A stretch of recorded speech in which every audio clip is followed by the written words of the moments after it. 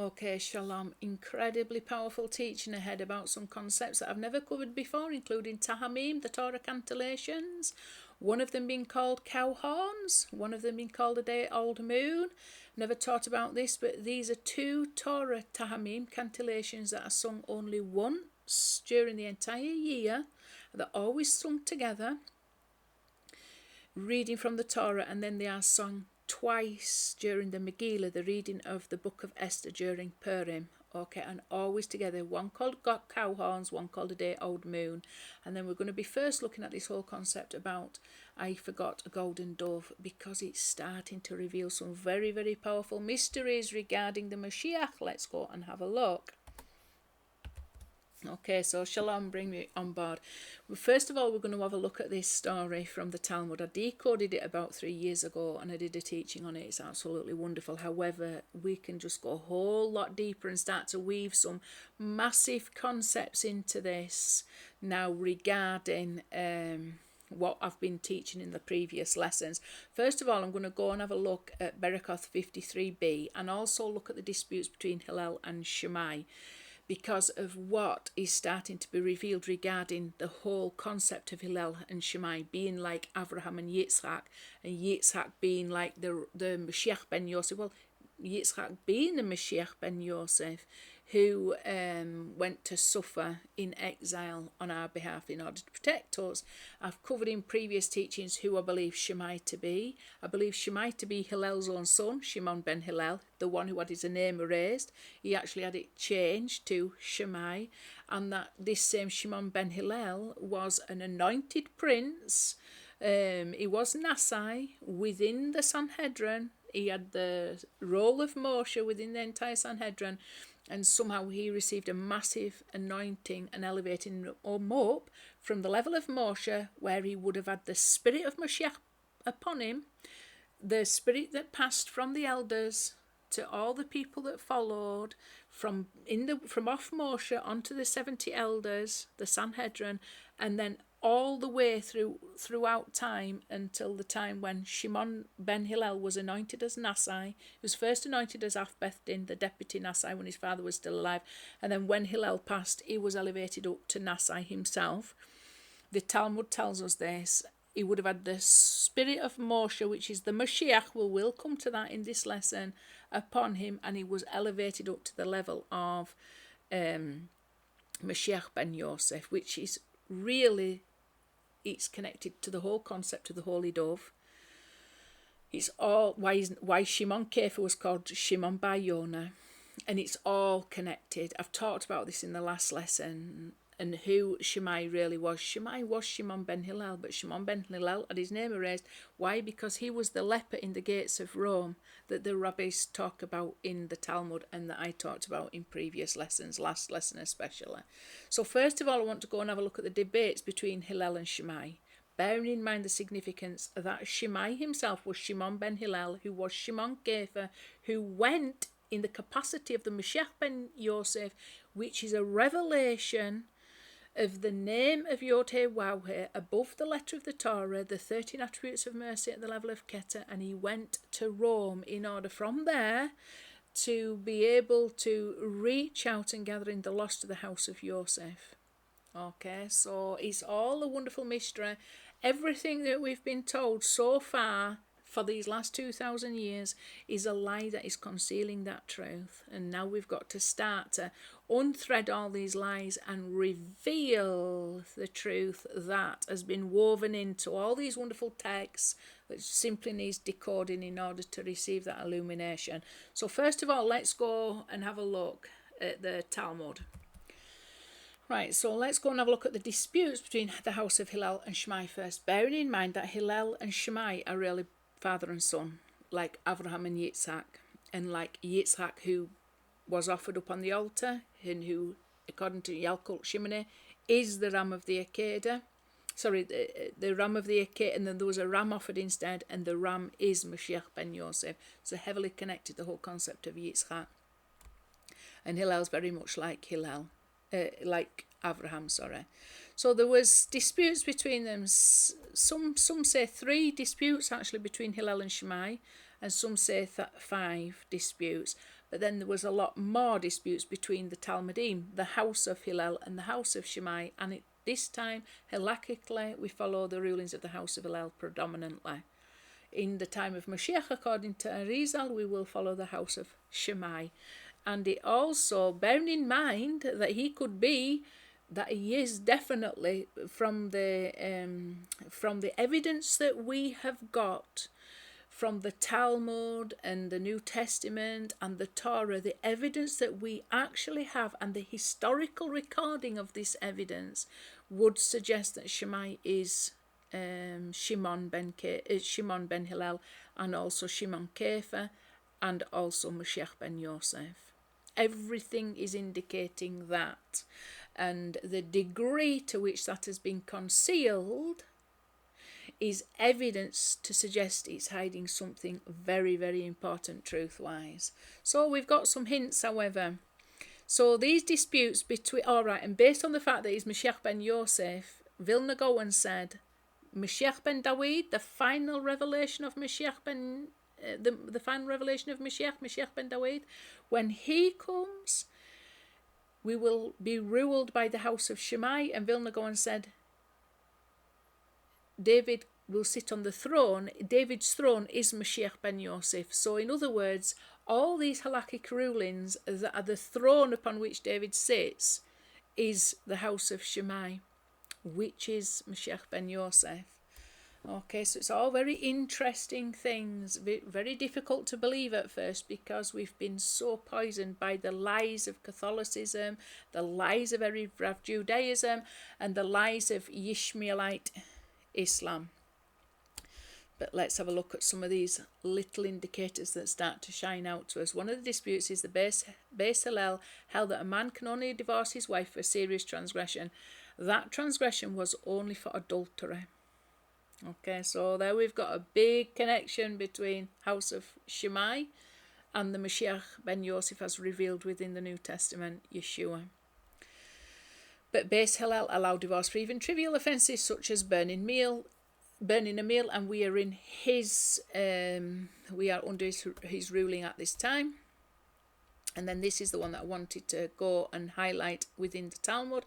Forgetting to say grace after meals, Beis Shammai says that the one who forgot to say Birkat Hamazon and had his place where he ate and had left the place where he ate should return to that place to recite Birkat Hamazon. Beis Hillel says that one should recite Birkat Hamazon, the blessing after meals, in the place where he realises his omission. Okay, so let's go and have a look at Berekoth 33b, where we get this whole story of the golden dove from.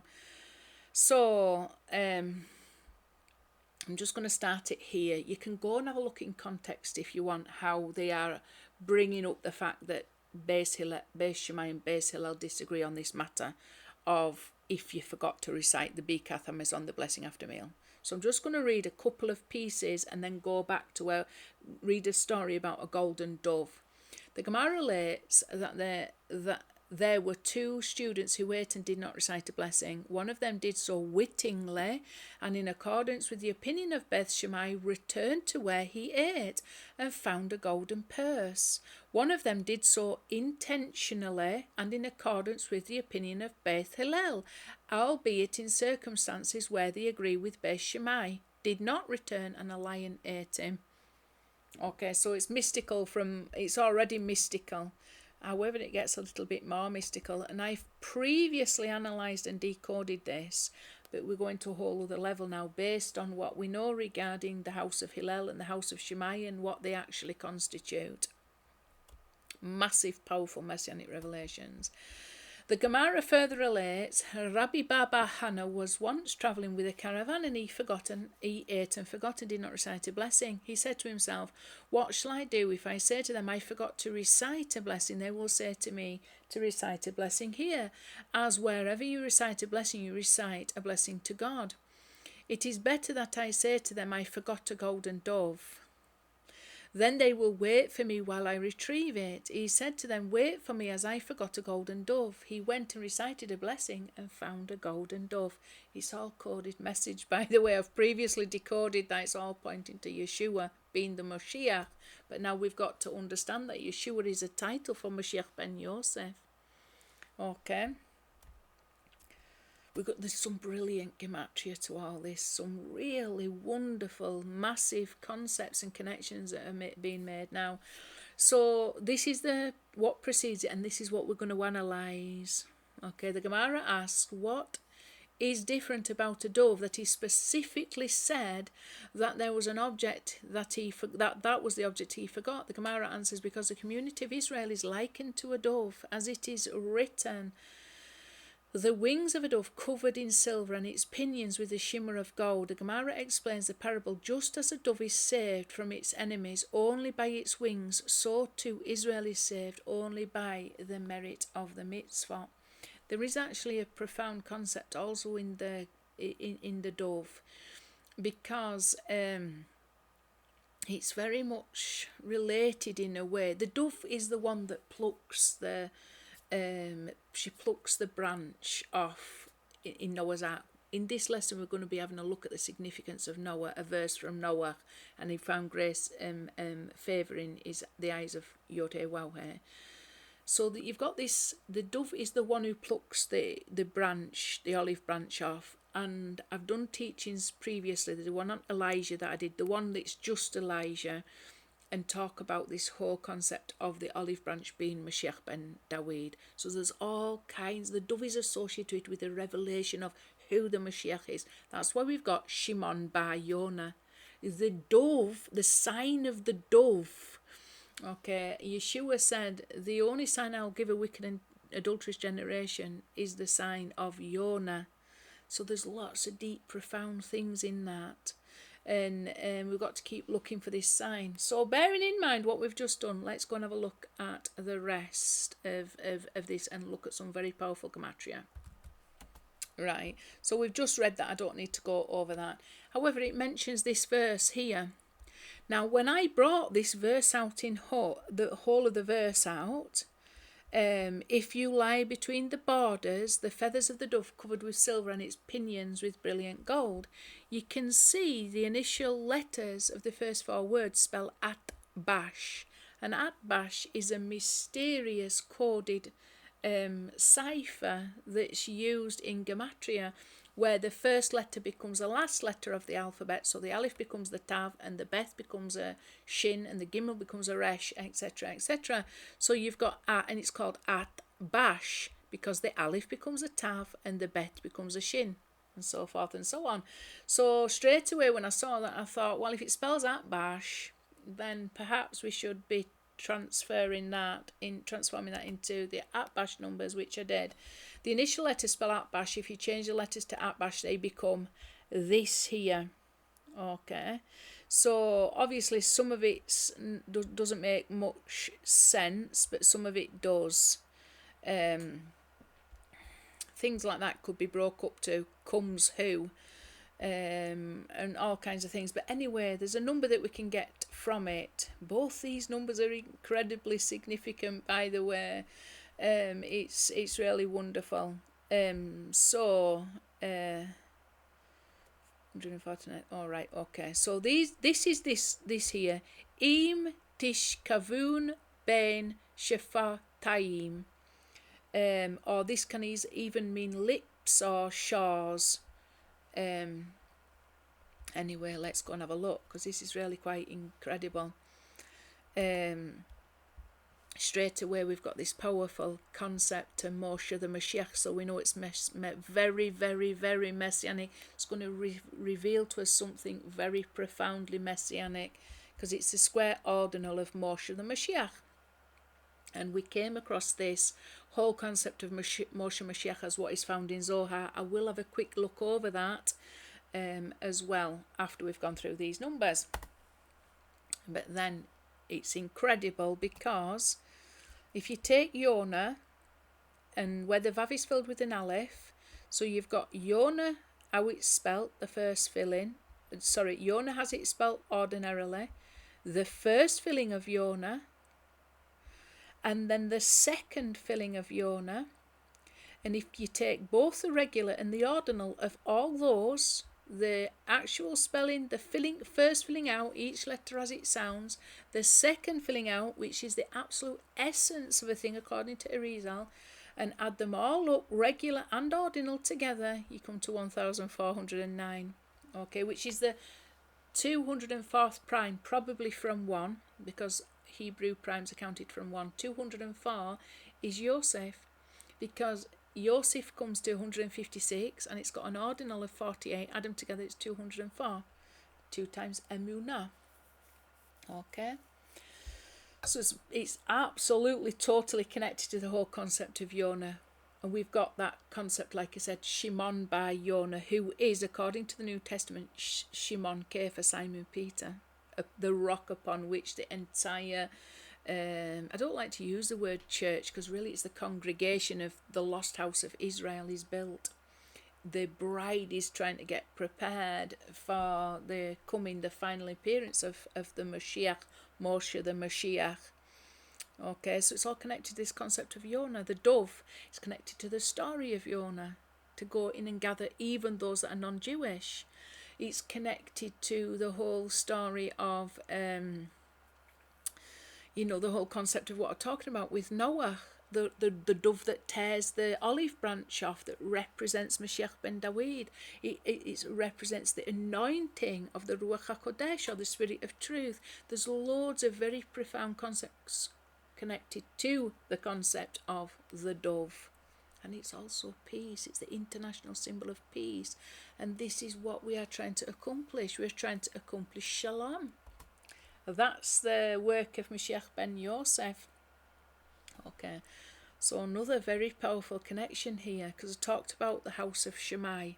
Shammai is not a name found anywhere in the Tanakh or Torah. Nowhere is the name Shammai found, so we know it's a code name. Okay, it's an exact anagram of all the mentions of heaven, like Allah Shemaya, the God of heaven. That's mentioned in the book of Daniel, and it's mentioned many times. I think there's 22 mentions of the word Shemaya, which means heaven, and Shammai is an anagram of that. So it's pointing towards the book of Daniel, and we know contained within the book of Daniel is a very powerful messianic revelation regarding who the Mashiach is and when the Mashiach would come, and certain events surrounding his revealing an appearance. Okay, and I'm not going to go into that in this lesson. However, within the Tanakh, there's some initial letters of various verses that also spell out the name Shammai. Okay, and they're very mystical, this being one of them. Your heavens, which we know the word Shemaya, exactly the same letters as the name Shammai, in Aramaic, found within the book of Daniel, because I don't know whether you know, but the book of Daniel is written in Aramaic, and also the book of Ezra uses this word Shemaya to represent heaven, when the parts that are written in Aramaic in the book of Ezra are written. So it's all very mystical, all needs decoding, but this is very, very significant, because we're also talking about the moon, and we've got the day-old moon, Tahamim, and we know the moon is one of the luminaries, and primarily the moon is associated with King David. So there's all kinds of powerful messianic concepts. But Shmecha, your heavens, like I say, the word Shmaya means heavens. The work of your fingers, the moon, Yorech. Okay, so the Mispah Gadol and the Mispah Gadol ordinal come to 2,818, which is 2 times 1,409. So it's connected to all these mysteries. This is the entire verse to be found in Psalms 8:4. When I see your heavens, the work of your fingers, the moon and the stars that you have established. Okay, so it's all beautiful. But like I say, Shmaya, Mahaseh, Atzba'atecha, Yoreach. Shemaiah. So, who is Shemaiah, and why is he related to this mysterious dove, and why is he related to the concept of Mashiach ben Moshe, Mashiach Moshe?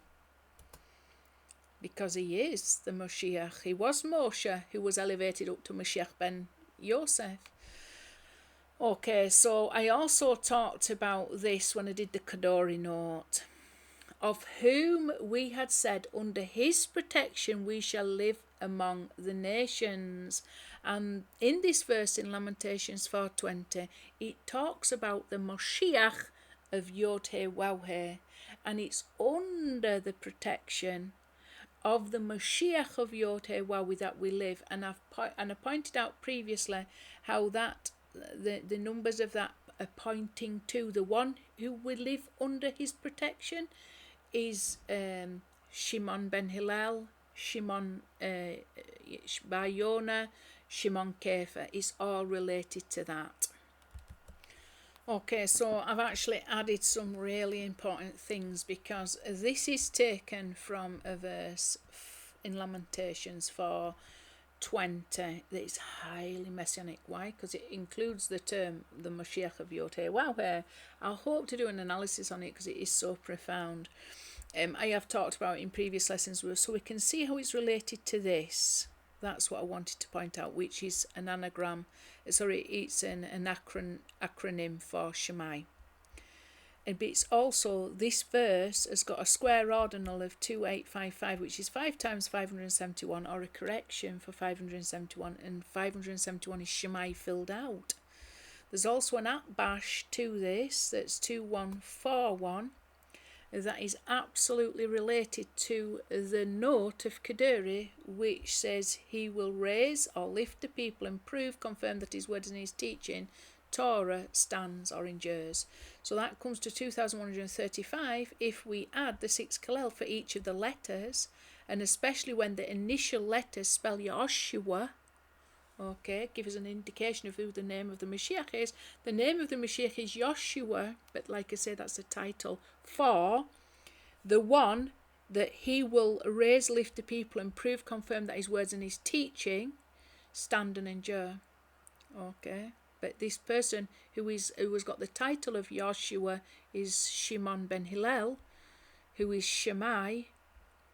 Okay, who we're talking about now. The Day of Atonement also has got this 1409. Very, very important. It's also linked to the fact that Purim will be the only festival that remains according to what sages say, because it's a day of absolute celebration. It's also a day where, like the book of Esther, it doesn't even contain the name of YHWH. What it does contain, however, is this incredible divine providence. It reveals sheer divine providence, the hidden power of God to overwhelm all these powerful forces, such as Haman, may his name be erased in his memory. Okay, and the Kippurim, it's got the letters of K. Purim, it's like Purim. Okay, that's where it gets that from. And this is what it will be like in the end, when our eyes are open to see the absolute divine providence, where YHWH has been fulfilling his Torah perfectly throughout these 2,000 years of exile, which reveals to us the hidden concept of the Moshiach ben Yosef, gathering in the lost house of Yosef, and how YHWH has been doing that in perfect accordance to the Torah of Moshe, so we can yoke this experience of exile to the Torah of Moshe, to know that the Torah of Moshe is perfect, and the concept and Moshe is true, i.e. the concept of the Mashiach is a true concept. Okay, and it's a great even Mashiach ben Yosef, Shimon ben Hillel, Shammai, suffering with us outside the camp, i.e. outside the camp of Israel and in the camp of Rome, his whole descent into this exile and the suffering as a consequence of that, and the whole fact that he's totally concealed in layers and layers of filth equivalent to boiling excrement. This is one of the terms for where he's concealed in the Talmud. I've gone through that. That is actually code name for gallows. But he's in this exile with us and suffering, and really he was a Nasai, he was a prince. He sat in the seat of Moshe, yet he chose to leave his high status and come really down into the pit of exile in order to gather us in. You know, he provides atonement for us. He prevents us from suffering, from accessing the 50th level of impurity, and he suffers for us. He bears our illnesses. You know, so he is providing atonement. He's the ultimate righteous one, the ultimate righteous one, the ultimate tzedek, the ultimate that is Moshiach ben Yosef. That is the entire, you know, really the that represents Yesod. But like I said, this time he's covered in this filthy foreskin of Esav, and we need to circumcise that by circumcising our own understanding regarding the concept of Mashiach. Okay. And revealing the perfection, the Hebraic, the kosher perfection in this concept. Okay, so for Passover to the Isles of the Kittites and see and send to Kedar and consider diligently. So this is mystical, okay? So triangular number, it comes to 2,818, which is directly related to this Shammai. Why is Kedar important? Because Kedar is one of the tribes of Ishmael. It's in fact the tribe of Muhammad, which is another title. It's the Mahmed. Okay, it's another title. It's another messianic title. It's another messianic title associated with Mashiach ben Dawid. And even King David tells us he is in the tents of Kedar and he's waiting for peace. He is for peace. They are for war. Okay, so there's all kinds of mystery involved with that. I've spoke about this often. So again, we've got this very, very powerful messianic verse from Jeremiah 2:10 that needs powerfully decoding also. As we can see, it's connected to some very powerful concepts. So we need to start to understand exactly what's written here now, because also the Kittites is one of the tribes, I do believe. It's actually another code name, but it's one of the tribes that will be overcome in the time of Mashiach ben Dawid. Okay, let's have a look. I just wanted to actually pull this up because it's a prayer that actually we should be saying. So at this time now, I don't know whether you're aware of this, but you know, where there's a war in Israel, most people will be aware of it, but the Jewish people say these two psalms, the Psalm 120 and the Psalm 121. Usually they do like a mishberach in the shiul. So during the Torah reading, before they say the maftia reading, the second reading of the seventh aliyah, the seventh Torah portion, they usually stop and do some prayers. And sometimes at that point, I think, they ask, they do also the chapter 120 and 121, certainly around that time, and they're praying really for Israel. So these are good prayers to say on a daily basis, at this time especially. But in here you get, woe is to me, for I have sojourned in Meshech, I dwelt among the tents of Kedar. Okay, so it's telling you where Mashiach ben Dawid has descended to, the tents of Kedar, which is an Ishmaelite tent, and it's the tents that Muhammad or the Mahmed came from. For a long time my soul dwelt with those who hate peace. I am peace, ani shalom. But when I speak, they come to wage war.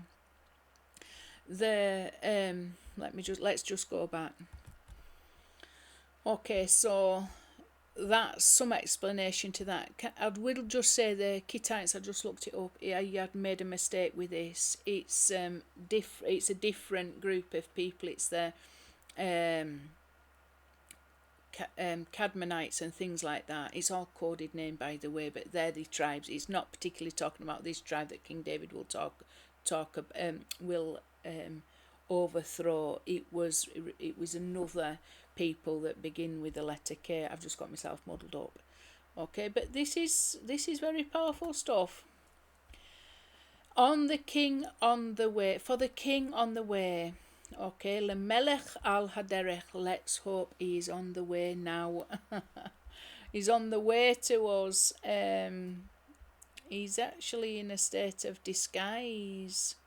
I do believe. When you go and have a look at that 1 Kings 20:33, for the king on the way, but the king is in disguise. But it's 1409. Yeah, it's actually the prophet that disguised himself. But here, look, it's very mystical, this. It's all highly messianic. This word here, YHWH, the regular and ordinal have added them together.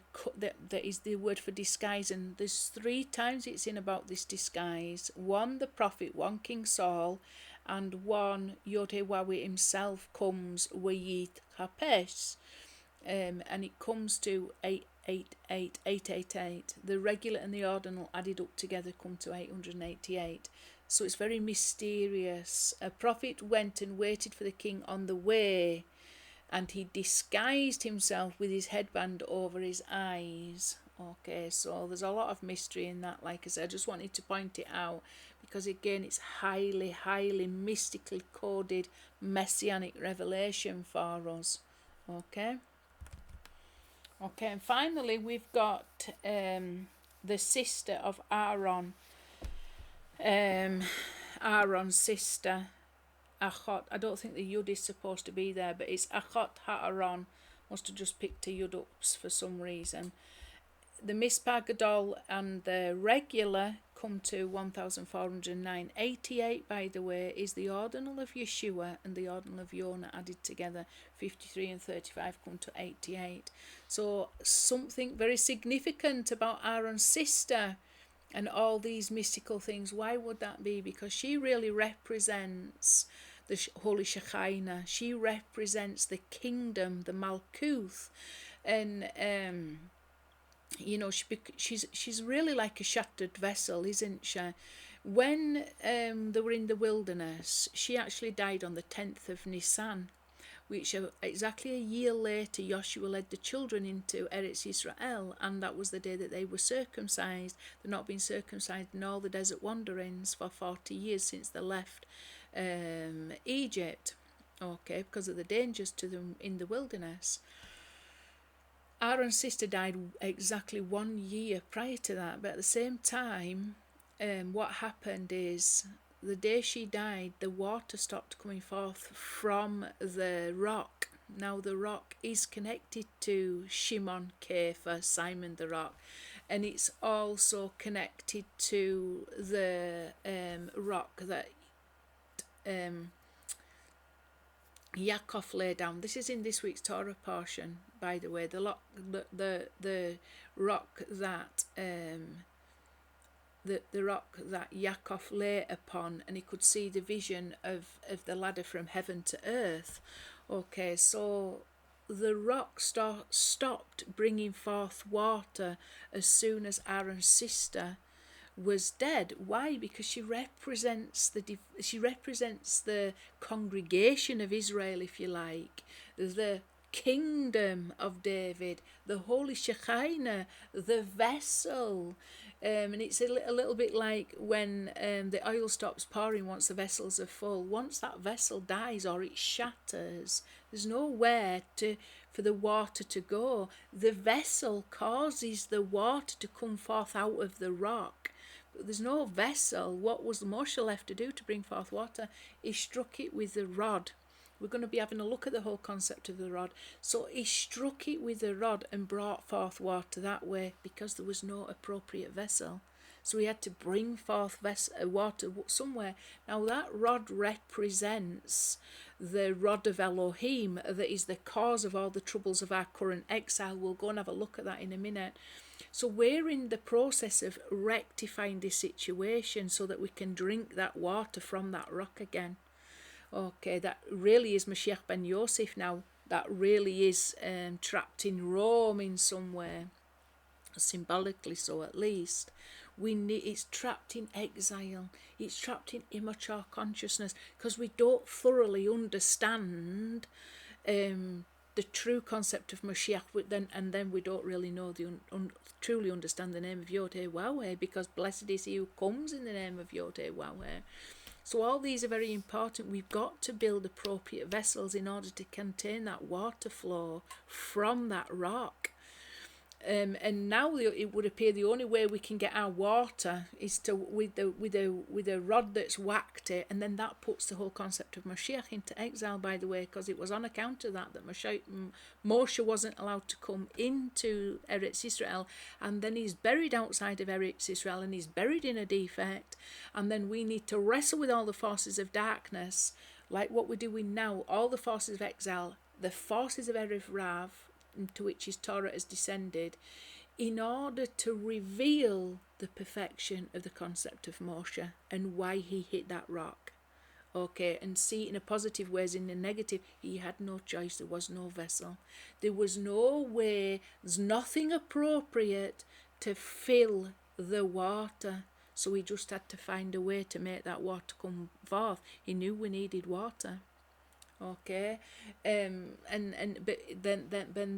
then by him doing that, you diminish the actual name of YHWH, and then you're left with this situation that we're going to have a look what the rod of Elohim represents. You're left with a situation where you've got a false concept of Mashiach, and through the false concept of Mashiach, we don't thoroughly know the true name of YHWH. We're exiled from his name. His name has been diminished by this act of hitting the rock. And when you think of who the rock then becomes, Shimon ben Kepha, that goes in and gathers in the lost of the house of Yisrael, and he was held in captivity, like Shimon was held in captivity within Mitzrayim. There's all kinds of powerful connections that we've got to start making those connections now. It's because we haven't got appropriate vessels.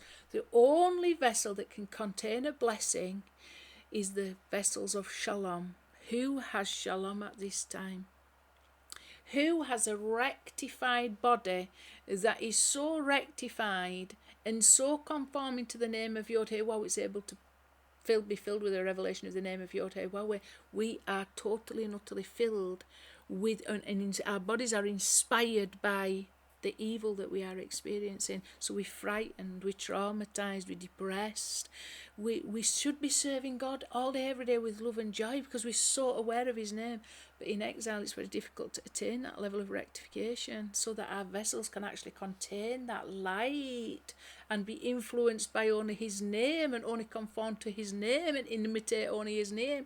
We're really fighting our own shadows. And it's very difficult to rebuild the temple, rebuild our bodies that have been shattered by the traumatic experience of living in this world at this time. It's very difficult to build those up with Shalom. We only the power of the truth as revealed to us regarding the concept of the Mashiach and bring us that level of assurance that gives us the absolute understanding there's only YHWH and nothing else beside him. And everything is part of some powerful divine providence to bring us up to that revelation. Well, let's go and have a look at this about Moshe the Moshiach, because we've just been having a look at it, haven't we? It's actually taken from the Talmud. So bearing in mind the significance of Miriam, who's really the bride, if you like, and we've got to get to a state where we literally married to YHWH. We rectified to the degree where we are married to the name of YHWH and we're faithful to him and only him. We're not serving anything else. We're not serving the Catholic Church. We're not serving Erev Rav Judaism. We're not serving Yishmaelite Islam. We're serving the King over kings of kings. We are only serving him. We're not serving fears. We're not serving doubts. We're not serving fantasy. We're not serving trauma. We're healed. We're healed of these things, and we can be an appropriate vessel of Shalom to be able to receive more of that abundance, and through us the whole world be blessed. Through us we receive, and then, like a cup that runneth over. So if they repented, he said of them, and Hashem showed him a tree. So we're up here, the tree of life by which the waters are made sweet, as the deadly poison was removed from the Torah. The sweetness of it, which is the elixir of life, was revealed to them. And this tree of life is Moshe the Moshiach. So this is the gematria, isn't it? The square ordinal that came to 1409, linked back to all that we were looking at and analysing. The soul of Moshe shall be revealed at the coming of Messiah, as it is written of him before the coming of Moshiach, the rod of Elohim in my hand. So this is the rod they hit the stone with, the rock with. The rod of Elohim, it Metatron, who has life on one side and death on the other, and he changes from a serpent into a rod and from a rod to a serpent. When he changed into a rod, he was helpful to Moses from the good side, and life issued from him. But when he changed into a serpent, he worked against him because death was on his side. So immediately Moshe fled for him. So we need Moshe to go back and grab a hold of that staff and turn it back from the serpent, because we're in the serpent mode now and we're all suffering as a consequence. Okay, we're in serpent mode. There's no Mashiach. Mashiach has died. There's no one to grab a hold of that Mashiach and that serpent and bring it into a staff, a rod. Let's just read on a little bit. So we saw how the square ordinal of this is 1409, exactly the same as the dove. We need Moshe now. We need the Mashiach. We need it to grab a hold of this serpent. The true concept of Mashiach, the perfect concept of Mashiach. Not this false Mashiach. Not this that comes born out of our fantasy and fiction. That is just exile. Got to grow up. Got to have mature understanding. We have got a fallen understanding because we've been fed the lies, the leaven of the Pharisees and the Sadducees. It's puffed us up full of arrogance. What is Moshe? Most humble. He's most humble. He's very humble. If you want to connect to the concept of Mashiach, he got to be very humble. In eating teachings that puff us up full of arrogance is problematic, because it's going to keep us separate from the one who is truly humble. Imagine Shimon ben Hillel being the one that went into Rome in order to gather in the lost house of Yosef, because he recognized he was an elevation up to the level of Mashiach ben Yosef, and he knew what his task was. Look at him. If it's true, and if some of the teachings from the New Testament are true, and Ramchal points this out, this is very clear teaching, we've got to understand it. Ramchal says in order to be the Mashiach, you had to beg and plead not to descend, just like Moshe begged and pleaded for Haman, please let me enter. That word comes to, I think it's 515. I can't remember the exact gematria off the top of my head, but basically the midrash is that, he pleaded like 514 times, and then God said, that is enough, Ravlach, it is enough for you. And it means I will send you a teacher at some point and elevate you up to the level of Mashiach ben Yosef eventually.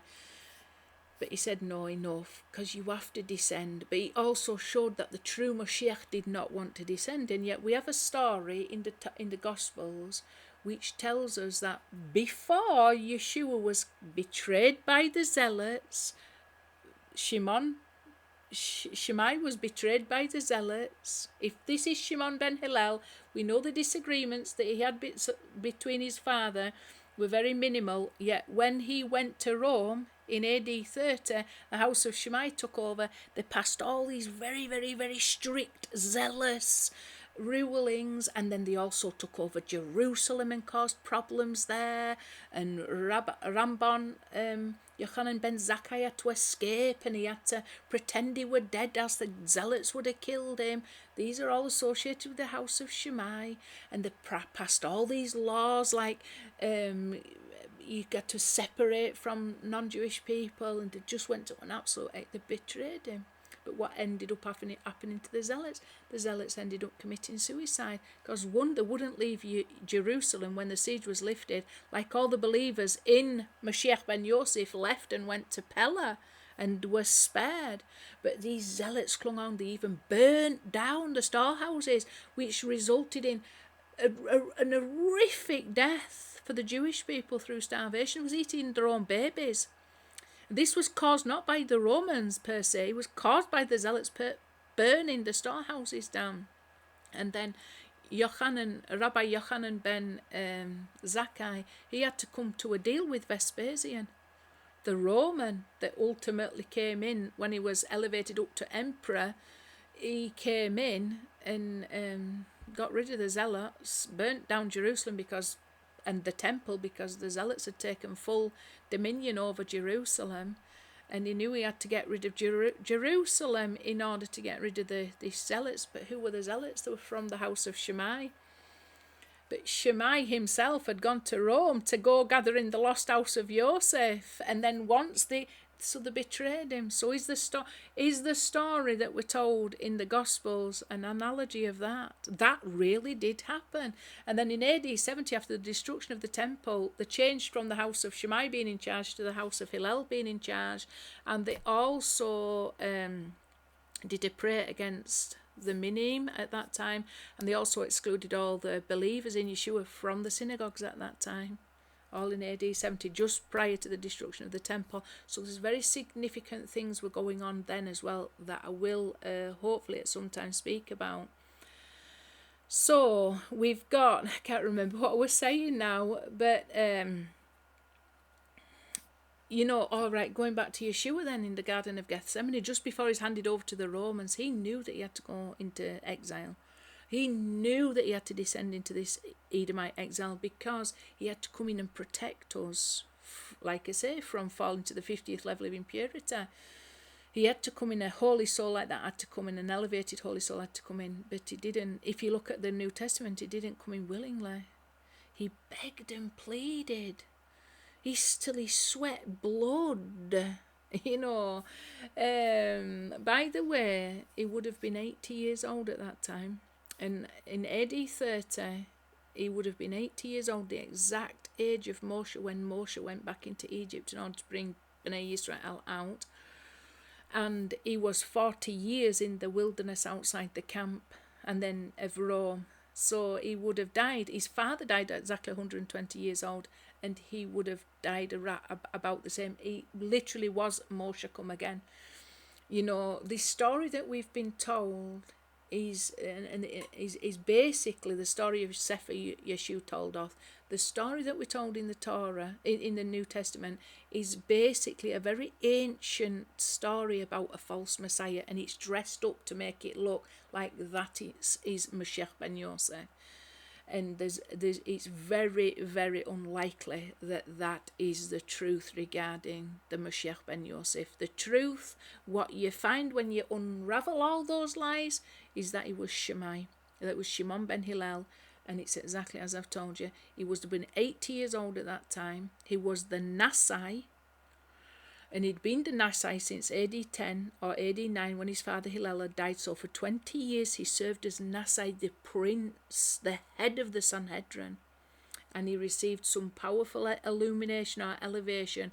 It was called Shimon Bar Yonah. He received the holy dove. He was anointed with the holy dove.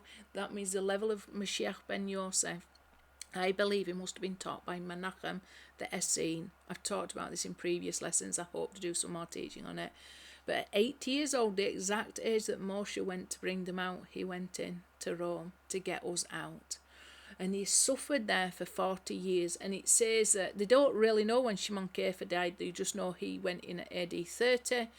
And we know that Shammai allegedly died in AD 30. We know that Shimon Ben Hillel is Nasai-ship.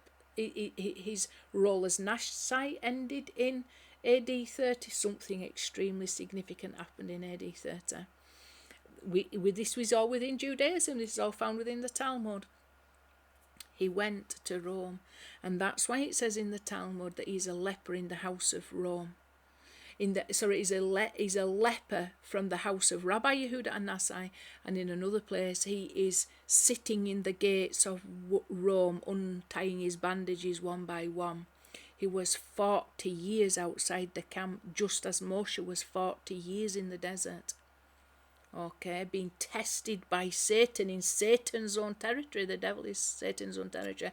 And again, we've got a connection to what is written in the New Testament, that he received the holy dove, he received the mikveh of Yochanan, and then somehow he went into the wilderness, it says, for 40 days and 40 nights. He was 40 years in Rome. That's the truth regarding the dates, because they don't know exactly when Shimon Kefa died. They say either 64 or 68. It looks a lot like he died on Pesach Sheni. How do we know that? Because from medieval times, at least recorded from medieval times, they visited the cave of Shimon, Hillel and Shammai on Pesach Sheni, and it's a very mystical time. So my reasoning would be that in AD 70 he died on Pesach Sheni. That would I could never prove that. All I know is that they definitely don't know the date that he died in Rome. They definitely don't know, but they know it's something. They've said AD 64, AD 68. Those are the two dates that are given, but it's still unknown. My idea would be that he definitely lived to be to AD 70 on Pesach Sheni, AD 70. And then from then you've got the council of you would have the council of Javna, which brought in all the rulings that stopped the house of Shammai from ruling, that put the house of Hillel in charge, that kicked all the believers of Yeshua or Moshe ben Yosef out of the synagogues, and also did the prayer of the Minim, the prayer against heretics who they believed believers in Yeshua or the Moshe ben Yosef were heretical. And they all came into play, and then straight away, a few months later of that year, the 9th of Av, the temple was destroyed. So that's the timings that I would go with. But like I say, so we've got hints within the New Testament of all these very historically provable facts. It's just hints of them, not to be taken literally, not that he was a little baby born in a manger. These are all coded messages. He was a prince. He was a Nasai. So anyway, let's go on here. The Holy One, blessed be he, delivered Metatron into the hands of Moshe so that he might use him by the secret of the rod of Elohim. As long as it is in the hands of Moshe, it becomes a rod and not a serpent. Metatron is the secret of the oral Torah, which prescribes what is forbidden and what is permitted, namely the sides of good and evil. This is similar to Metatron, who is the secret of the Torah of Bria. But in Atziluth it is written, nor shall evil dwell with you, and the entire Torah consists of holy names, and the Holy One, blessed be he. So that's why the true Mashiach when he comes, it's Baruch haba b'shem Adonai, blessed is he who comes in the name of YHWH. And we also know from the New Testament that this is possibly the words of Mashiach ben Yosef, because it says, you won't see me again until you say, blessed is he who comes in the name of YHWH. You won't even know what that means unless you unravel all this truth. You will not understand the truth from reading the things. You won't understand this from believing the concealment is the truth. You've got to go beyond all the layers of concealment and to reveal the truth hidden within it or from it. As soon as Moshe smote the rock with the rod, the Holy One, blessed be he, removed it from Moshe's hand, as it is written, went down to him with a staff to smite him with it. The staff is the evil inclination, the serpent and everything. All the troubles of exile are because of the serpent and everything. All the troubles of exile are because of the serpent. In other words, the serpent is the cause of all the suffering and punishment of exile. We know it's that rock. It's the rod that hit the rock. And who is the rock? Shimon Kefer. And who is Shimon Kefer? Shimon ben Hillel. And who is Shimon ben Hillel? Shammai. It's all mystical coded messages. Okay, and we saw how that was all linked in through the last gematria that we did. Right, let's go and have a look at what else we've got. So now we know Moshe and Yeshua, Yeshua being the name of the one that is in the office of Mashiach ben Yosef. Let's see what we can get, what unity we can reveal from these two. So this is Moshe Moshiach, the term for Moshe as found in the Zohar that we've just read. And this is Yeshua Mashiach, who's going in to gather in the lost of the house of Israel. Why do we need the lost of the house of Israel? Because they become the vessel that's broken. They become the broken vessel that the water from the rock then cannot fill. Just got to keep hitting the rock with in order to bring forth water, it needs to come via the serpent, the rod. But unfortunately, this means that we don't fully understand either YHWH or the Mashiach, because this represents immature, exiled consciousness. It represents the na'ar, the lad. It represents metatronic ways of thinking. It represents Yeshua, who is called the lad. Okay, he is in an immature state. We've got to go through and toil and through this exile in order to mature. Okay, to go from unripe fruit to mature fruit, from immaturity to maturity, from constricted consciousness where we're not able to perceive true reality, not able to perceive the concept of Moshiach, we're not able to perceive the name of YHWH. We've got to expand from this experience and grow from this experience and gather in all the house of Israel. Why? Because they are the vessel, they are the Knesset Yisrael, they are the congregation of Israel that is represented by Miriam.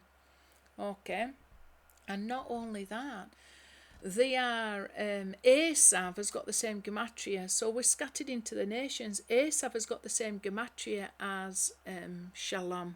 So we need to take our experience, our traumatic ego intensive experience, and transform that into Shalom. We've got to heal. Very difficult process. The only thing that we've got that empowers us enough to do that is the truth. So from this unity, if we take the square ordinal, which we've been looking at, and the square ordinal of Yeshua Moshiach, add them together 3016, which is exactly the mispagadol of this verse. From the rear and from the front you encompassed me and you placed your pressure on me. So this is that we're created in two ways, aren't we? We've got a front good inclination, but we've also got a back evil inclination. So we've got a body and a soul, and we've got to get them in harmony with one another. The power of Yeshua is really to overcome and overwhelm our evil inclination, our inner Esav, our inner nations, and subdue them to our soul. Okay, and it's a wrestling match with all the forces of Esav and all the outer foreskin of Esav to reveal our inner righteousness, if you like. And there's all kinds of things. I can't go through absolutely everything regarding that matter in one lesson. I talk about this all the time, the whole circumcision of Yesod, whole circumcision of Mashiach ben Yosef, to reveal that he's kosher and Hebrew and holy and pure. So straight away we've got this powerful combination. Here we've got a unity of Moshe and Yeshua. We've got Moshe, which represents Sinai, the Torah given at the top of Sinai. It comes to, if you add the square ordinal and the regular and the ordinal, it comes to 800. You've got the Sulam, the ladder that goes from heaven to earth that Yaakov saw when he was sleeping with his head on the rock that became the rock that we're talking about, where we need the water, the revelation of the name of YHWH to come forth. We've got to have vessels in order to be able to receive that revelation. We've got shattered vessels, we've got shattered Knesset Yisrael, we've got shattered Shalom, unrectified evil inclination. We need to build this all up again, new vessels. And then we will only remain fully intact when we're married to YHWH, the covenant at Sinai. But there's also the ladder from heaven to earth, the wrestling against all the angels of the exiles in order to see what's right at the top of the ladder. What's at the top of the ladder? Yeshua Sah HaPanim's at the top of the ladder. This is what we reveal. What's at the top of the ladder? It tells you in the verse. Let's go and have a look. Okay, so this is this week's Torah portion. Right here, chapter 28, it starts. YHWH. Oh, it's so perfect. It says, and Jacob left Beersheba and went to Haran. And he arrived at the place and lodged there because the sun had set, and took some of the stones of the place and placed them at his head and lay down in the place and dreamed. And behold, a ladder, a Sulam set up on the ground, and its top reached to heaven. And behold, angels of God were ascending and descending on it. These are the angels of exile. And behold, the Lord was standing over him. Okay, and he said, I am the Lord, the God of Abraham your father, and the God of Isaac. The land upon which you are lying, to you I will give it, and to your seed. And to your seed shall be, and your seed shall be as the dust of the earth, and you shall gain strength westward, eastward, northward, and southward, and through you shall be blessed all the families of the earth, and through your seed. Behold, I am with you, and I will guard you wherever you go, and I will restore you to this land, for I will not forsake you until I have done what I have spoken concerning you. That's why Bnei Israel belong in the land of Israel. And Jacob awakened from his sleep and said, Indeed, the Lord is in this place, and I did not know it. And he was frightened and said, How awesome is this place! This is none other than the house of God, and this is the gate of heaven. And Jacob arose early in the morning, and he took the stone that he had placed at his head. He had 12 stones, did he not? He took some stones. The rabbis say that he took 12 stones. But suddenly it all just turns into one stone. It's like the 12 disciples, isn't it?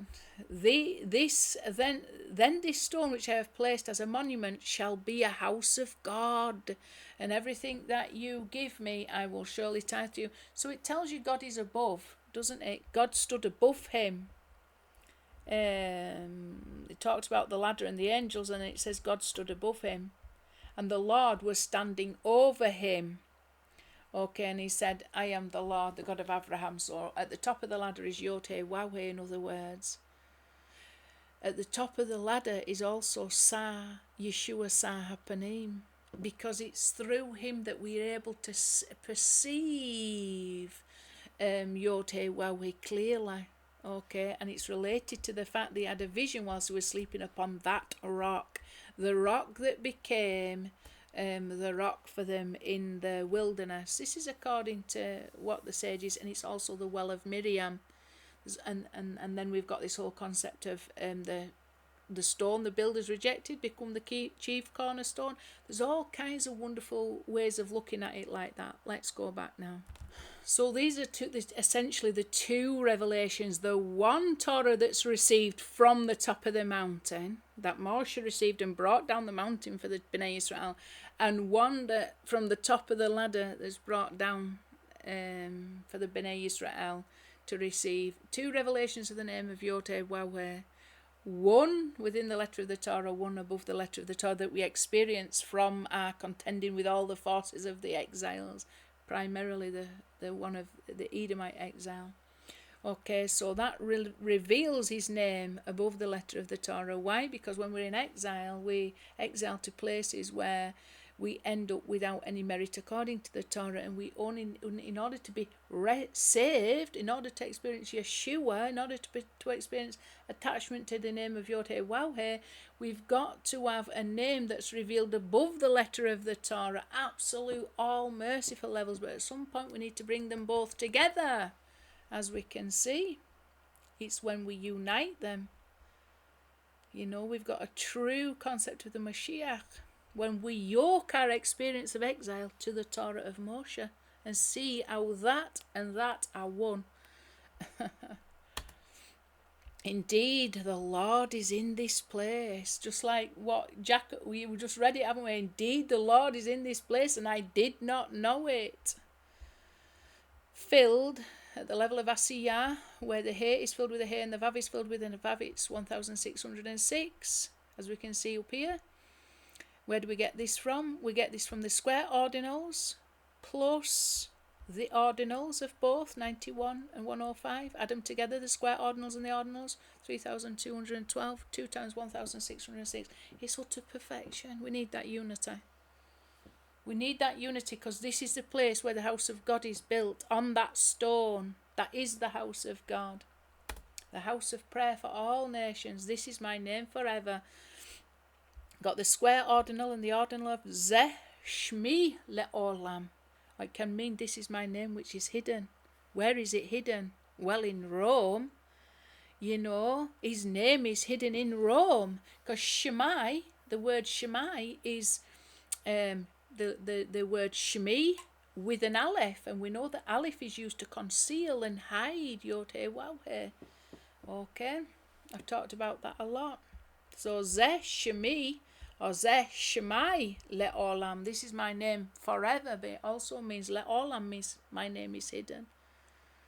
We don't get the revelation of YHWH directly. We get a whole load of concealment, and from that we've got to perceive the divine providence, the guiding hand of divine providence, and through that perception of divine providence we can perceive the name of YHWH. It's hidden, but it's revealed through divine providence. And no more can this be seen than in the life of YHWH, in the life of Shimon ben Hillel, who became Shammai, who became Shimon Kefer, who entered in to exile, Edomite exile, in order to go and, in a very disguised way, in order to go and redeem the lost of the house of Yosef. For your sake, for the sake of your life, circumcise your heart. Okay, it's all about circumcision. The ultimate circumcision is a circumcised heart, because only with a circumcised heart can we imitate the name of YHWH, which has been revealed to us through the Torah of Moshe and through the Torah of Mashiach ben Yosef. Okay, that's yoked to the Torah of Moshe. 1606. We've got to be kind to each other. We've got to be charitable. We've got to be forgiving. We've got to be gracious. All these are very, very, very important attributes of YHWH, where we've got to imitate more and more and more. So like I said, put your Shabbat clothes on now. The king is on his way. Dress appropriately in thought, word and deed. Circumcise yourself until you do. May your hand be upon the man of your right hand, upon the Son of Man whom you strengthen for yourself. So 2 connections, isn't it? 377 is connected to this. 8 times 377 is 3016. Okay, which is a square ordinals, and that's the misbagadol ordinals. If we add that on the misbagadol, however, we get 4,795, which is 5 times 959, which is Asaph filled. When there is no nuns, the missing nuns, where there is no vavs in the nun, it's still a legitimate filling of the letter nun, but it has no vav. It would have to have vowel pointings instead.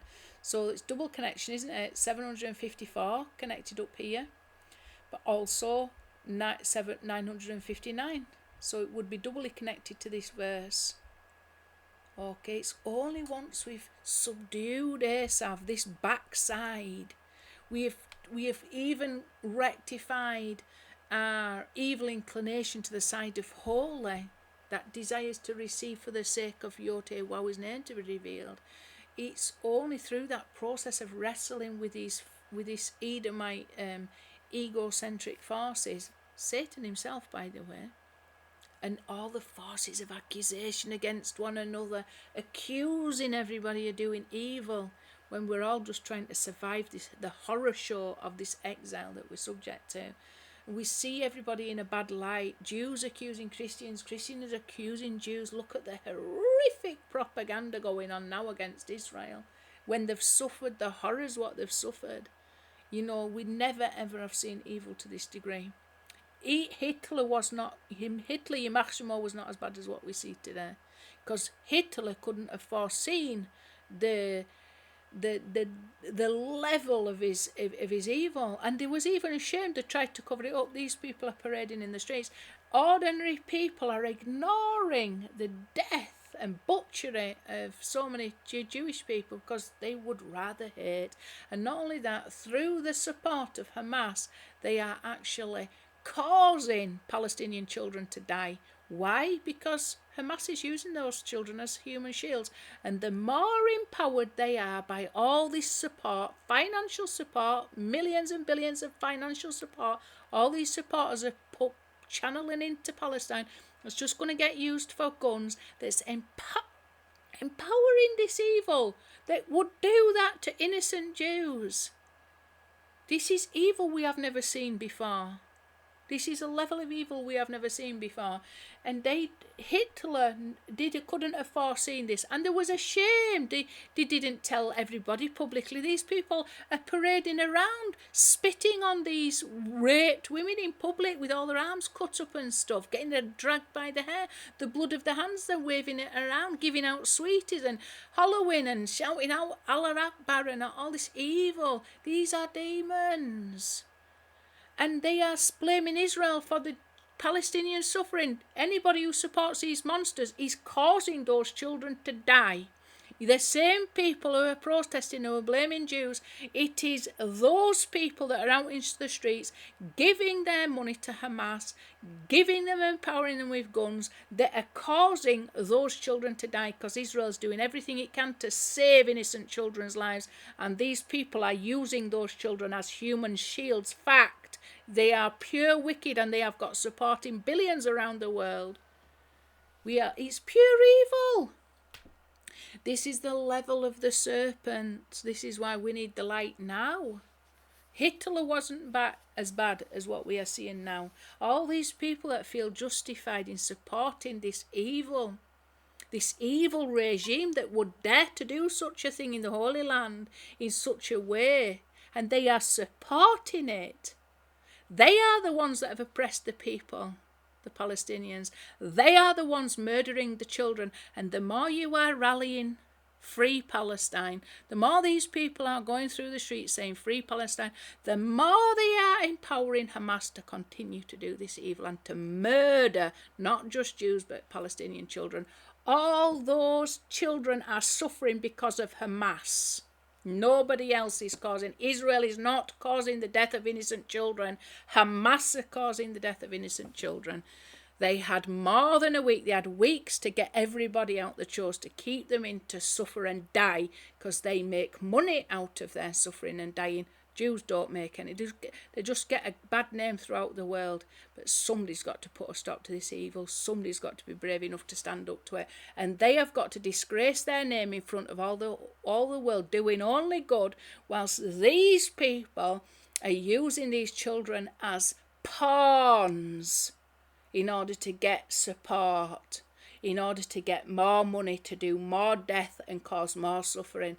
And people are foolish enough to let it happen because they hate Jews that much. Fact.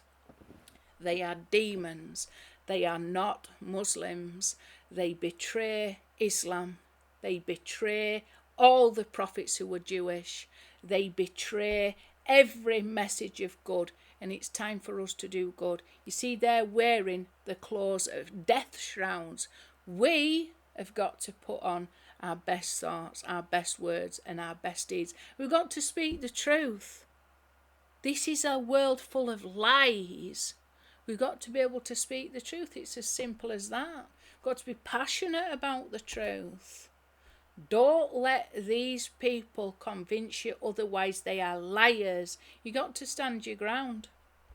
I'm all day, every day, putting people up, correcting people for the errors. Muslims primarily, I target Muslims all the time. Anytime there comes a lie or propaganda, I have got a whole load of comments now. I just post them if I can. I'm not going to tolerate this level of lie and delusion. I'm not fearful of it either. I say it for what it is. Samuel, this is a prophet that anointed the kings of Israel, 377. So we can see how it's related directly to unity between Yeshua and Moshe. And Yesod. Okay, this is the stone, really, if you like, isn't it? This is the foundation stone. This is what we want to reveal. That becomes the house of God. That brings all the true Muslims, the true Christians and the true Jews together. You know, so now we've got to get on our best clothes. That's all I'm trying to say. Why I was saying that, don't get dirtied up with those lies. Don't get caught in the snare of the enemy, because they are working overtime. And they have got a lot of minions, and they are trying to ram guilt down your throat. Like we're responsible. We're not responsible. We've got no choice but to end Hamas, and Hamas won't go down easily, because they are so sickeningly evil. But it's got to be done. He will lift the people, and confirm that his word and teaching, Torah and law. So we've already gone through this. This is the note of Kedore, and we can see how it's related even again here to all these concepts, to this verse, and also to Esav. He's got to go out into the nations to overcome the power of Esav, and to transform it into the vessels of Shalom. And then we've got this listen, tishma on. And I've pointed this out before. This is the word used regarding the prophet to come like Moshe. We've got to listen to him, tishma on. Listen to him. I think it's allow tishma on, listen to him. So tishma on is tav, which represents the seal of truth, and the name Shimon. So we know it's given us a massive hint what the name of the Mashiach to look for is Shimon. We've to listen to Shimon. Comes to 866, with which added to the ordinal, and the ordinal is the ordinal for Mashiach ben David when you count the Mispah Gadol ordinal. Added together, 959 connected to all these. Listen to him, Shimon. And then we've got here, Shimon by Yonah, son of the dove. The regular and ordinal come to 816. 127 is the ordinal filling out of Yeshua when the Vav is filled with the Yod. It comes up all the time in my teachings. That is the ordinal first filling out of Yeshua. 126. Add them together, 866. We've got to listen to Shimon bar Yonah. Who is Shimon bar Yonah? Shimon Kefa. Who was Shimon ben Hillel? Who was Shammai? Ketakotzim, crown of thorns. So he's like the ram caught in the thicket. We've got to transform this horrendous experience where we're all caught in the thicket through the power of Moshiach ben Yosef, this soul illumination that we're able to receive through Yeshua and the teachings of Yeshua as it's been revealed to us. We can move ourselves from like a ram caught in the thicket with its horns, entangled and enmeshed in all life's problems. We can transform that over to service, avodah, to YHWH in love and joy, because that's really what sacrifice represents. It represents turning from evil and doing good, taking your filthy garments off and putting on your best garments, put on your Shabbat clothes, move from a state of, entrapment. You're a prisoner, you're caught by, all the snares of life. Just turn from that, wriggle free and get serving God. Think good thoughts, speak good words, do good deeds, give charity, do some service, do some Tehillim, do some Torah study, do something to quickly transform that and transition from doing evil to doing good. Turn from evil and do good, and you shall know the truth.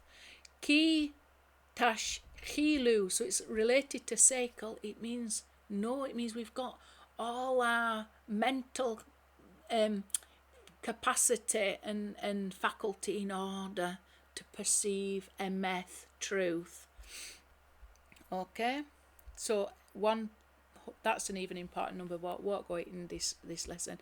As we can see, what's that then? That's the regular and ordinal of both of them added together.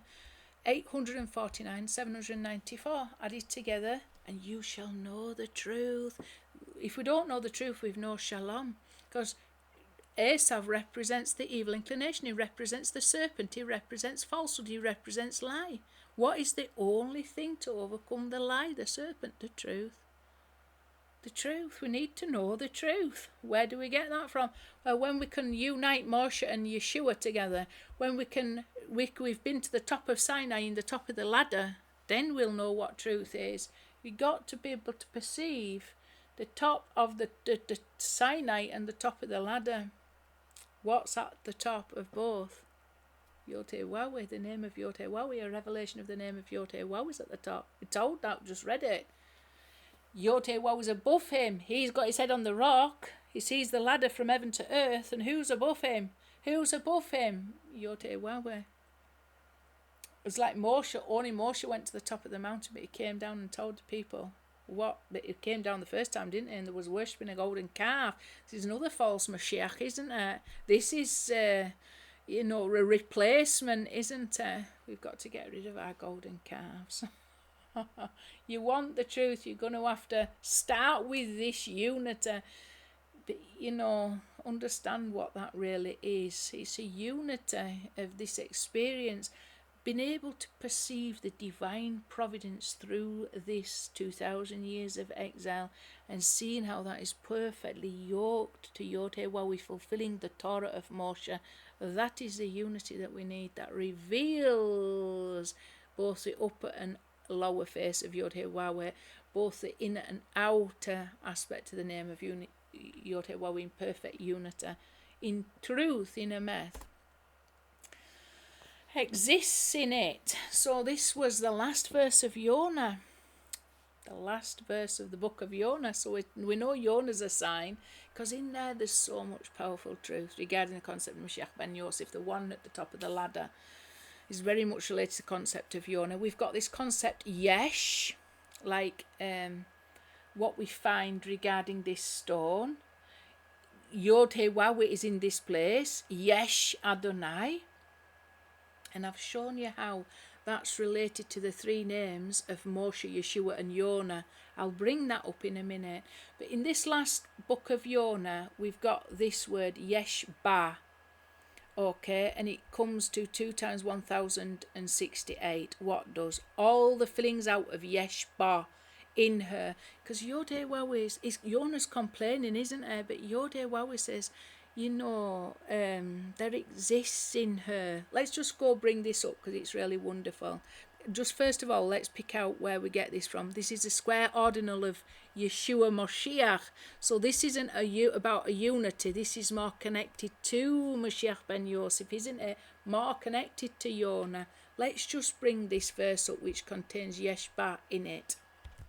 Okay, so this is the last verse. Now should I not take pity on Nineveh, the great city in which there are many more than 120,000 people who do not know their right hand from their left, and many beasts as well? So in her, Yeshba, there exists in her, there's existence in this great city, and it was non-Jewish.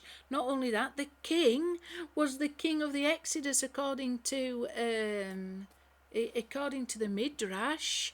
Piki Eliezer, the Midrash says that the king of Nineveh was the Exodus, the Pharaoh of Exodus. Even he repented. Okay. God is coming for Pharaoh too. God is coming for the elites also. He's not prepared for one man. He wants every knee to bow and every tongue to confess. And this is only possible through Mashiach ben Yosef. Above the letter of the Torah, revelation of the book of Micah. By the way, when you read this in the Torah, you also read the book of Micah chapter 7. When you read it on Yom Kippur you read this, and you also read the book of Micah chapter 7, Mi El Kamocha. This is the 13 attributes of mercy revealed above the letter of the Torah. You read it at exactly at the same time, because you're going to need that in order to bring and rake Pharaoh in. Okay? So that's where we get that for. Because in this entire place, it's like a metropolis of Nineveh. The whole world has become so contaminated, like the metropolis of Nineveh, filled full of horrific sin. Yet Yesh Ba, there exists in there people who don't know the right from the left. This message is needed now more than ever. You never have seen wickedness like what we're seeing now. The key of the house of David. So who's that then? That would be Yeshua Mashiach. He's the key of the house of David. On his shoulder, Shichmo. Where is Mashiach ben Yosef buried? Where's Yosef buried? Shechem. Okay. And then we've got the three Alephs. So you've got Aleph filled with a Vav, Aleph filled with an Aleph, and Aleph filled with a Yod. This is Moshe Moshiach ben Yosef Mashiach ben David. The square ordinal mispagadol of all those comes to 1607, exactly the same as Yeshua. It's phenomenal perfection, because in this Yeshua Mashiach, the rock, okay, that is Shimon, all the concepts of Mashiach are revealed in utter perfection. But it constitutes an Aleph to a degree, a concealment from this massive concealment, we've got to bring forth the revelation. We've got to give birth to the revelation. Look at that, 144 plus 966. So that would be Moshe and Yeshua come to 1111. The big Aleph, isn't it? That represents the big Aleph. It's the Aleph Gadol, which is 1,000, plus Aleph spelt out. So it's again, Moshe and Yeshua represent a powerful concealment, but from the concealment we've got to bring forth the revelation of truth. And then this is connected to a very Gnostic concept that we've got a remedy for it within Chronicles. It talks about 7 bulls and 7 rams were Dawid, and the third letter from every word spells out Barbelo. And this is a powerful concept of what you would call, it's all Gnostic belief in like Mother Earth, a powerful female divine, if you like. We don't believe that, however. We believe in these, really the concept of the Moshiach, the ultimate one being David. So you've got like Moshe, Moshiach ben Yosef, and then David. And really they together represent the whole concept of the Mashiach, the whole concept of the Shekinah, the Holy Shekinah, the kingdom that we need to build up in truth, the vessel that we need to create in order to receive that water from the rock without it being hit in a state of metatronic consciousness. Just to receive it because we have been rebuilt, vessels of shalom, the whole house of Israel united together to receive that flow of water from the rock. Okay. I wanted to go show you something really cool. Oh, right. I wanted to go through that Shimon very quickly. The Yesh here that's connected to Yesh Adonai. The prophecy, the prophet like Moshe, and the 3 names Moshe, Yeshua, and Yonah, because we can see from this they're very, very significant. Okay, I don't want to take too much longer because I have gone on a little bit, but this is this week's Torah portion. And Jacob awakened from his sleep and he said, "Indeed, the Lord is in this place, and I did not know it." And then we've got this here: a prophet from among you, like your brothers, like me, the Lord your God will set up for you. You shall listen to him and allow Tishma'on. And we can see that is the word Shimon. If we take Moshe, Yonah and Yeshua, we can, from there, the beginning, middle and end, spell the word Shimon, like here, Shimon. And then we've got these letters left, and if we put them all together, it's Yesh Adonai. What's that? Why is that important? Because up here, we talk where he's got his head on the rock, that is Shimon. We've got Yesh Adonai. Indeed, the Lord is in this place. He is existing, and then that's really he exists in this place. Where I'm on the rock is on Mount Moriah, and there's the ladder, the Sulam, the revelation of Moshiach ben Yosef that we get. We're contending with the forces of exile. Okay, so it's all mystically related. And then this stone which I have placed as a monument shall be a house of God, and everything that you give me I will surely tithe to you. So it was related to the last verse in the book of Yonah, because there exists in her, there exists in this depraved, filthy city where the king is even the Pharaoh of Exodus, there exists in there life. What life? Me. I exist, because he's the only existence. Yesh Adonai, saying I'm in there. You go get them because I'm in there. Yesh Ba, existence is in her. And God wants us to take that existence and build up those vessels to contain him, a revelation of his name. Okay, and it's all mystically connected to this, and it's all totally and utterly wonderful. And they're even the 2 letters of Yeshua, the first 2 letters of Yeshua. Okay. Right, so now we're going to have a look at the verse of Noah. But Noah found favour in the eyes of the Lord. When Noach motza hen be'enei Adonai. Right, and Noach and Chen are exactly the same letters, Nun and a Chet, in symmetry. Okay, so the opposite way around. This is when we start to talk about those tahamim, the way that the Torah is sung. These two special notes that are only sung once in every year, and then in the Megillah, which is the book of Esther. Okay, so first of all, here we've got a powerful connection to this. Menachem departed for the king's service. So who's Menachem? Menachem was the Essene that he went out and Shammai came in. We looked at that in previous lessons. We know now who Shammai is. Shammai is Moshe ben Yosef. So who's Menachem, who went and departed for the king's service? He became the force, I believe, that then inspired Islam, because Islam was inspired by the Essenes or Ebionite teachings, and Menachem became an Essene according to Josephus. Okay, so we've got some powerful connection. All of this is very powerful stuff. I'll have to go through it at another day. This will come up. You've got this concept also of second Pesach. I told you that the day that from medieval times that people went and visited Shimon and Hillel's cave was Pesach Sheni. Okay, according to tradition within Judaism, Shimon Kefa died on the 9th of Tevet. Okay, so that's fine, but there's a reason why his grave is visited on the 2nd of Pesach. So it might be because he died there, or it might be because there's a mystical significance to do with the Pesach. The fact that if you are in a state of uncleanness, you've got to still keep the Pesach.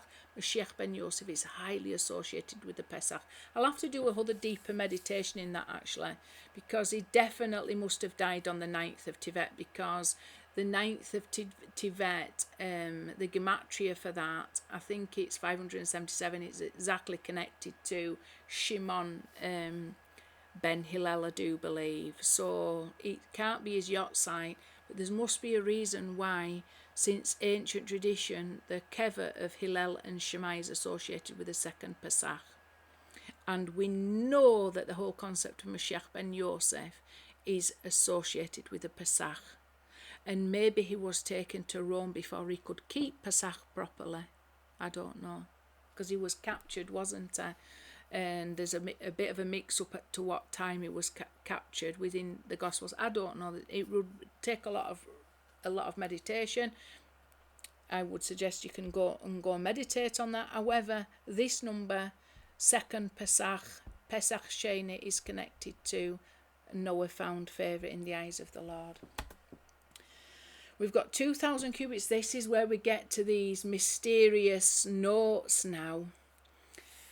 These are the mysterious notes of the Torah reading.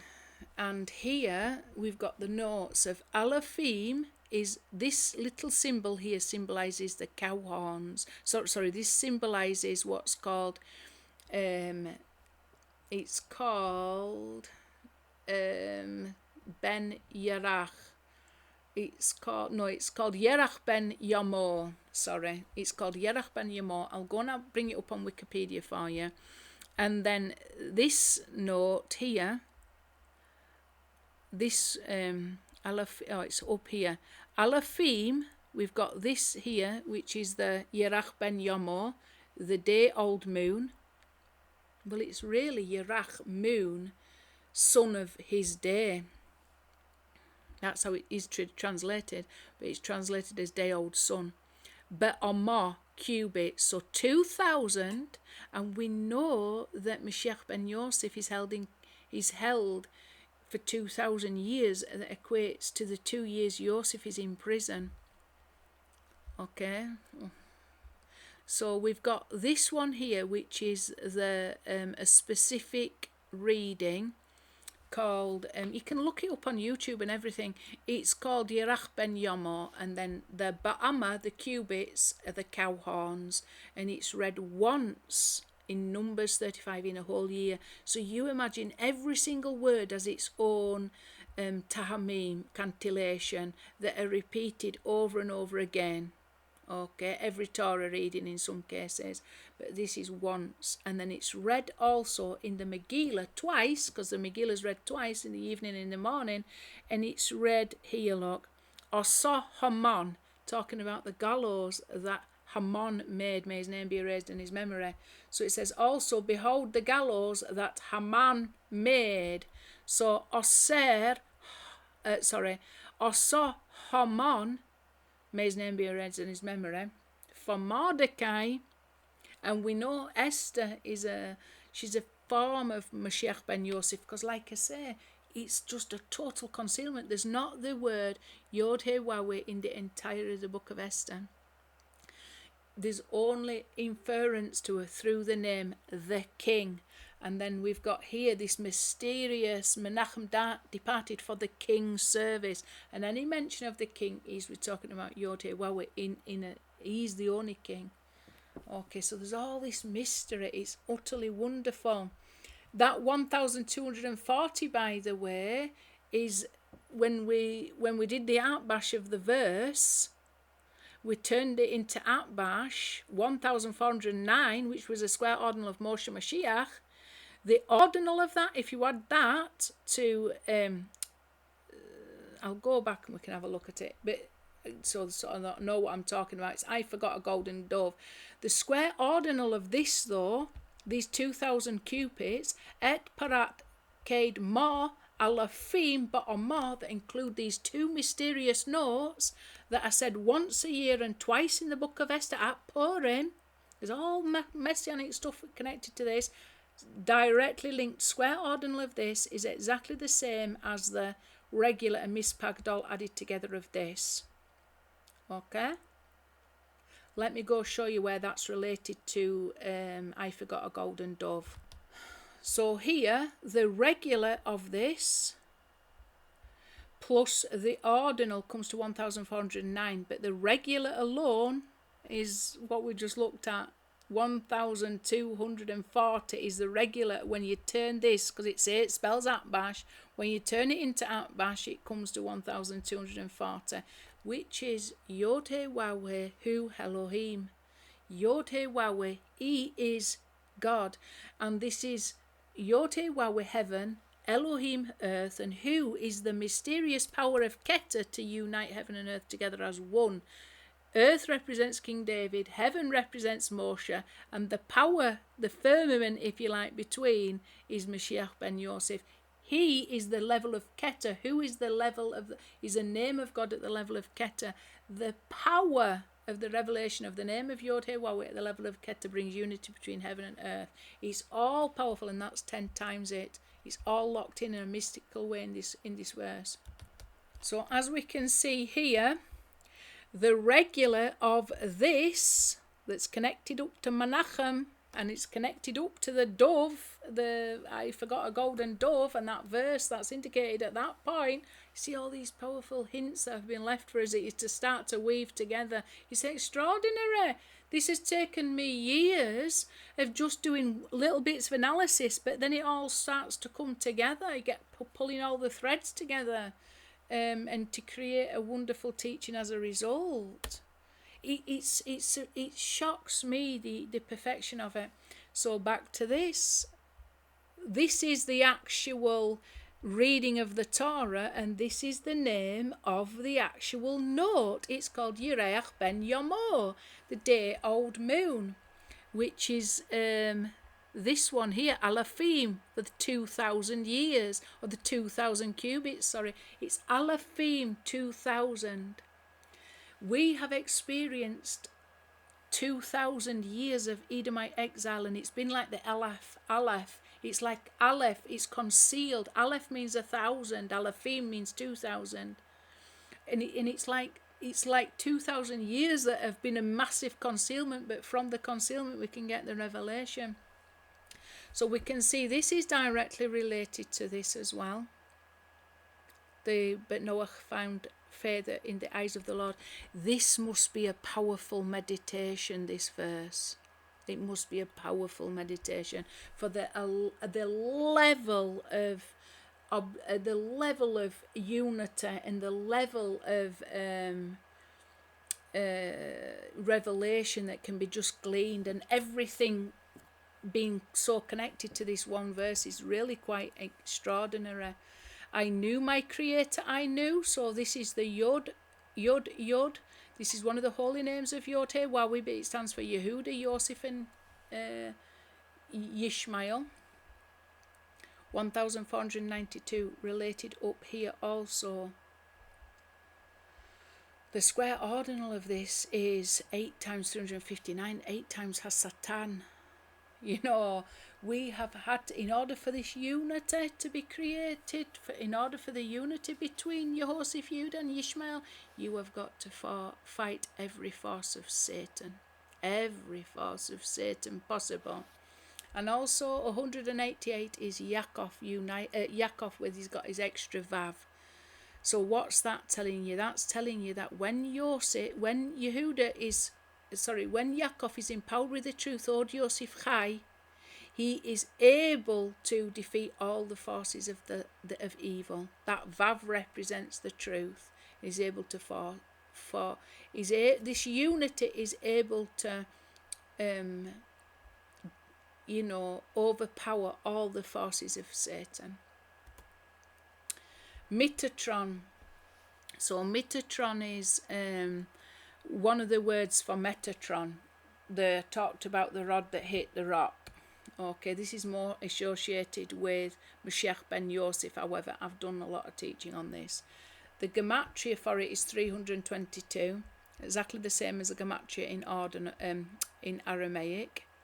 The Aramaic gematria of Metatron. That's how they call Metatron. I've done teachings, I'm not going to go into that. This is a 7th letter though. This is representing the concealment of Moshiach ben Yosef. Let's put it that way. This is the rod, if you like, that's over the house of Yosef during exile. This is the force that's causing the constricted consciousness until we've rebuilt our holy vessel, our holy Miriam. It's associated also with Mary. You know, it's associated as well with this Miriam. Mary represents the literal interpretation of the Torah, Malkuth. It needs to be infused with the inner secret dimension of the Torah. What is that? It's the concept of Mashiach ben Yosef. That's what builds our vessel up to perfection. That's what brings the unity between Yosef and Yehuda. Got to rebuild this vessel. Why? Because the water's not going to come from the rock till it is, and that rock is the house of God.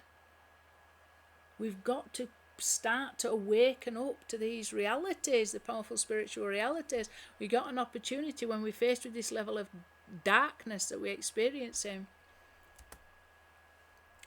And then this is incredible, isn't it? This is why we know Pharaoh's included in the great scheme of things, because you've got at the end of 2 full years, which means to the absolute day, and Meketz is always read during Hanukkah. Usually, there's only like every 23 years another reading will come in, but it's usually read during Hanukkah, the rededication of the Holy Temple, the rededication of the vessel. So Meketz Shanatayim Yomim Ufaro Holem. At the end of 2 full years, that Pharaoh was dreaming. And if we see the initial letters spell Moshiach, but they have to pass over Pesach Pharaoh, probably because he's unclean, but then he repents, doesn't he? He becomes the king of Nineveh who repents, brings all that city of Nineveh to its knees. To see the power of the Pharaoh to bring everybody else to repentance, even the animals, because there is existence in her. There is YHWH, whose existence himself in her, in these big cities, in the likes of even Pharaoh. So there's a Pesach over Pharaoh, but it's Moshiach, isn't it? Moshiach, the initial letters. We've got the 2 years. We've got the Alafim, 2,000 years, that these become 2,000 years. They've got to be spread out in order to keep Yosef alive. Okay. And this is related to the 2 full years that Yosef had in prison in order to rectify the 2 words that he spoke because he had a lack of faith. Remember me to Pharaoh and take me out of here. And he was 2 extra years in prison until Pharaoh had this dream, and then he was brought from the prison after 2 full years. After 2,000 years, Shimon Kefa went in AD 30. 2,000 years he's going to be in Rome, and then he's out to the day. Okay, it would look like he went in Pesach. He will be coming out 2,000 years to the day. Okay, maybe that's why it's related to Pesach Shena. But anyway, from here we can see it's directly related to the Mispah Kadima of, but Noah found favour in the eyes of the Lord. It's just utter perfection. It's utter perfection. And then this is also a second filling out of, at the level of Bria, the name YHWH, 922 related to here. So we know this is all about a revelation of the name of YHWH, where the Vav is filled with an Aleph and the He is filled with a Yod. And it's also related to this. It's all powerful. It's ultra powerful stuff. Okay. I just wanted to very quickly bring up these 2 notes for you if you want to go do a bit more research into these, because you can look it up on the YouTube and get actual songs. You can see what they sound like. But this is the Karne Para, and it tells you here it's also spelled Karne Farah, and other variant English spellings, is a cantillation mark found only once in the entire Torah, Book of Numbers 35:5. It's the Amah cubits, and once in the Book of Esther, immediately following, and the identically unique Yerech ben Yomo. So we saw how that was all connected. So Karne Para and Yerech ben Yomo are together in 2 places. Once in Numbers 35, which we just looked at, and once in the Book of Esther. You can go look and search this out yourself. It's interesting, and it's necessary to understand it now. These are all the different ones, the different cantillations. Okay, and these are very unique, only in once and always next to each other. Yerach ben Yomo followed by the cow horns, Karni Para cow horns. Okay, so that's all interesting. So from here we can see that Alafim Be'amah 2,000 related to the 2 years that became 2,000 years where the rock is in Rome and needs to be brought out so we can fill up, be holy vessels filling up with that water from the rock. It's just all as it should be. It's utter perfection in my eyes. And like I say here, the day-old moon, that would be the Alafim is the day-old moon. So you see what I mean, where we've got to have powerful meditations for our time. See this verse in Noah, I hope you can understand this is a powerful meditation. Say it, read it in Hebrew, try and get yourself connected to it, because there's a lot of revelation and illumination hidden within that verse. And also look at these 2. Read these over and over again, and do some of your own research, because it's clearly very important concepts that are being revealed now that are connected to all kinds of powerful messianic revelations that is going to get us out of this Edomite, Catholic, Vatican, Erev Rav, Yishmaelite. It's all one.